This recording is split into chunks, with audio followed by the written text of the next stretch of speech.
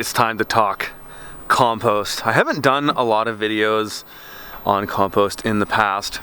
I've done a couple here and there, but I kind of wanted to make another one and address all the questions I get about my compost and compost in general all in one video so that I can reference it all the time when I get these questions.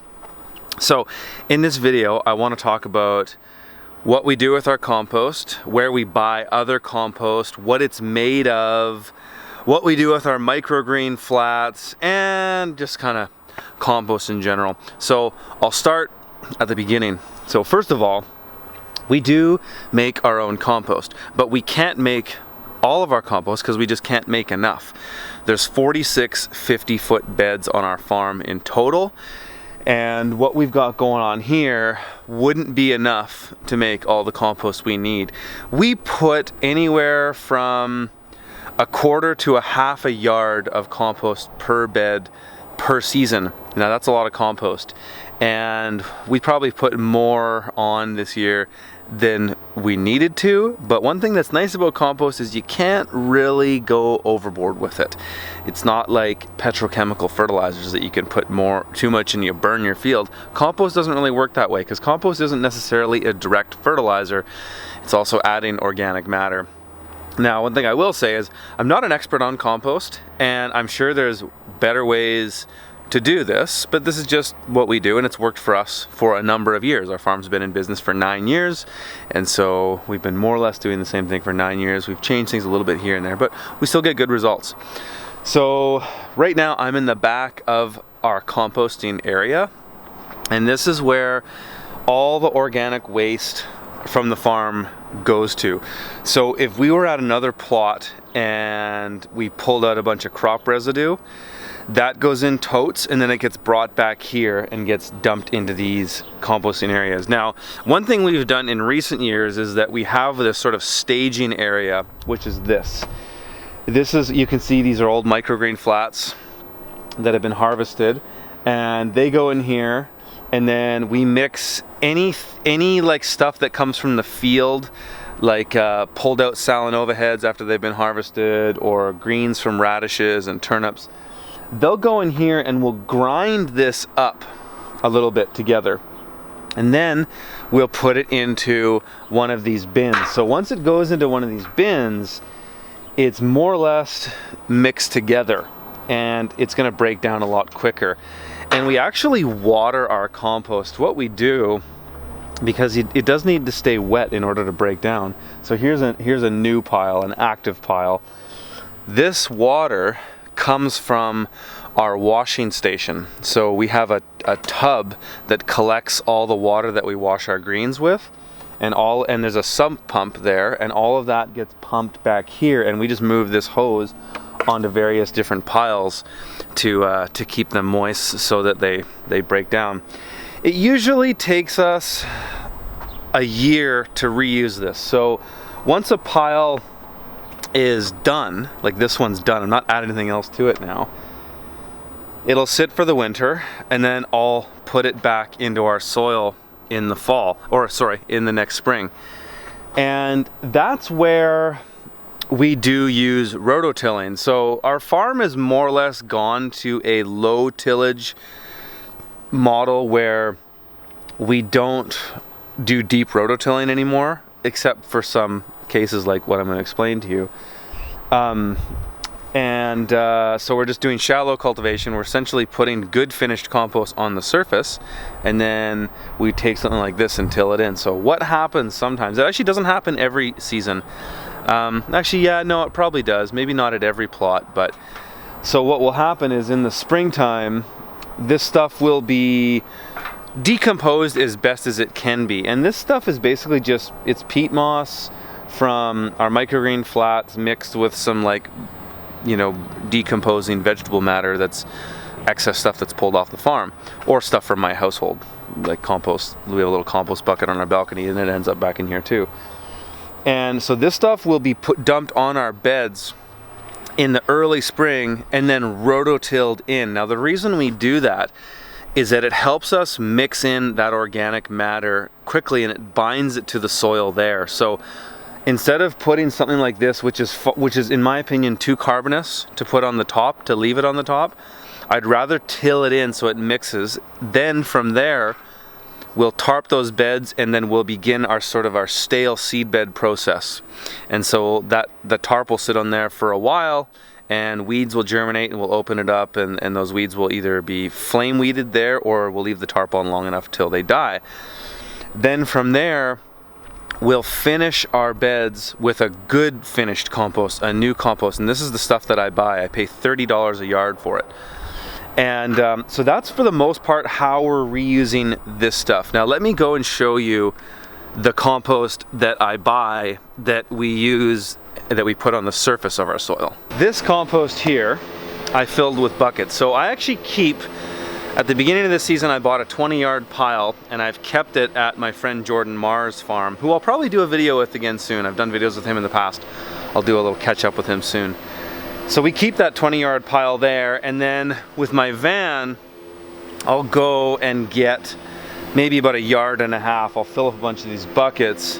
I get 1.5 yards at a time. You know, one of the challenges we have on the urban farm is that we just don't have the space to put compost in big piles. You know, if I was a centrally located farm and I was kind of rural and I had lots of space, I'd just have a huge compost pile there that I would draw from when I need it. But I don't have that space. So I fortunately have a friend that will let me keep a pile of compost there rent-free that I can kind of go and just get when I need it. And so what I do is I just keep it in buckets. In these are just big planter pots from a landscape company that I got. And I just keep the compost here. That way, when I go to spread it, we just take the buckets. We don't have to put it into something else and then dump it. We can just spread these buckets out just by walking them onto the beds. And so a 50-foot bed will take, if I want to do like 1 inch or 2 of compost, a 50-foot bed will take about 6 of these buckets. So it's quite a bit of compost. So this is a really, really good compost.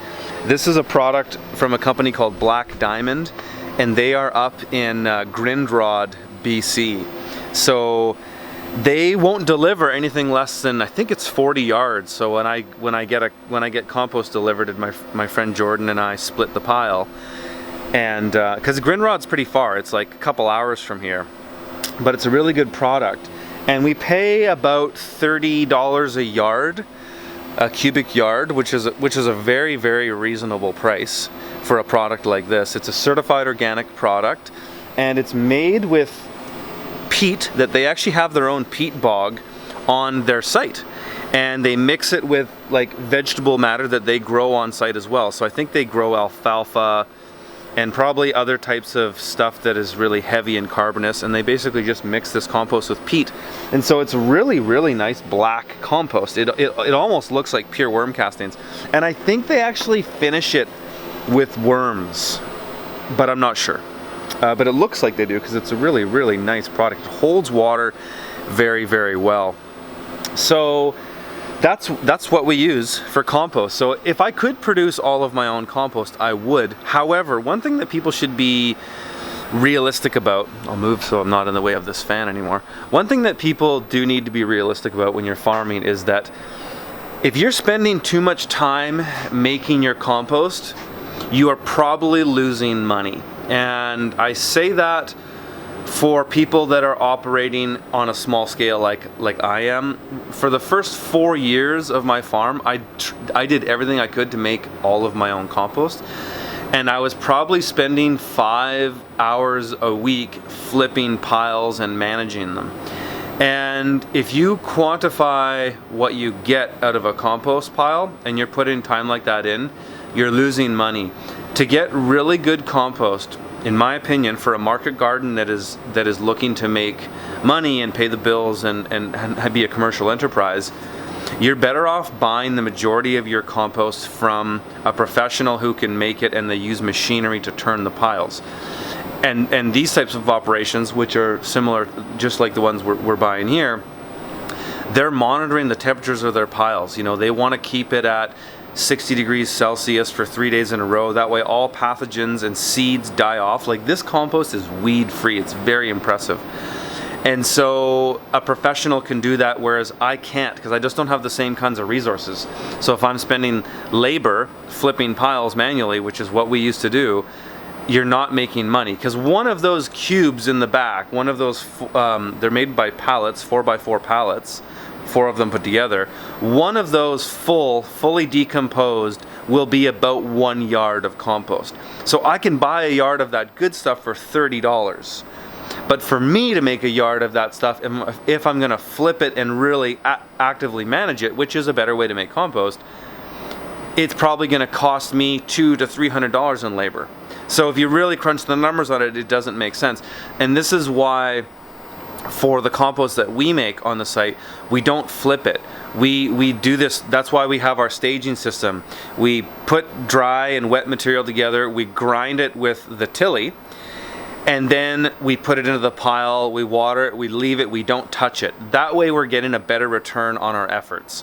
If I was to go and flip those piles, which I used to do, I used to always have one bin that was empty and I would flip everything down one, and holy crap, it's so much hard work and labor that if you're counting the hours and you're paying somebody for that labor, you're not making a return on it, which is just the unfortunate reality. However, I can buy really good compost from a relatively local company, and I think that's a good thing too. And it just comes down to it's more realistic. But so because we manage our compost here in sort of a lazy, minimal way, that's why we rototill it into our soil at the beginning of the season, because it's an easy way to mix it all together and bind it with the soil that we have. So before I finish up here, I want to just kind of show you, I've got a couple empty beds here. I want to show you what our soil looks like right now. I'm pretty happy about it. Okay, so I got a couple empty beds here. These have been fully stale seed bedded and they're ready to be planted again. And at the beginning of the season, we rototilled our rough compost, the stuff that's made here, and then we finished with a top layer of good compost. And if you look closely, you can actually kind of see it, but just look at our soil. Like, it's very, very loamy and nice. Little clumps like that together. It's beautiful stuff. This soil was not like this when I first came to this site. This soil was all heavy, heavy clay. It cracked on the surface. It held so much moisture that after a rain, the soil would kind of go like concrete. It would just all harden up on the surface, and it looked like crap. Whereas now, it's beautiful. Lots of crumbs in there. It's a beautiful soil, and it's taken time. You know, we've been farming this backyard. I think this is our 3rd season on this one. This is my neighbor's backyard right here at the home base, and it's a very nice soil. I'm very happy with it. And so what I can say from just my observation and farming here is that whatever we're doing is working very well. We're getting nice green vegetables, everything tastes good, and we have minimal weed pressure. So yes, we are rototilling a little bit, especially at the beginning of the season when it's time to put new compost in, but again, we don't actually do that every year necessarily.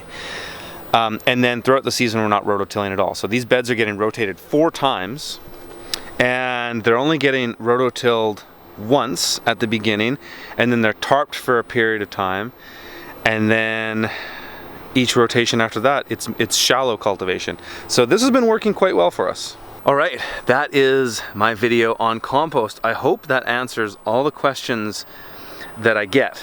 And if you have some more, leave them in the comments below. Chances are I've probably answered them in this video, if not another one, but I think I tried to get every question that I see about compost in here. And again, I am not an expert on compost. I do what's practical and what works for our context, and we've had great results over the years. So anyways, guys, I hope you have found that helpful. Hit the subscribe button if you want to see more videos like this, and the notification button next to it. Share and like them. And if you want to come to one of my events, my next one is in Selmer, Tennessee, at Ray Tyler's farm, Rose Creek Farms. It's going to be an awesome event. I hope to see some of you guys there. All right, talk to you later.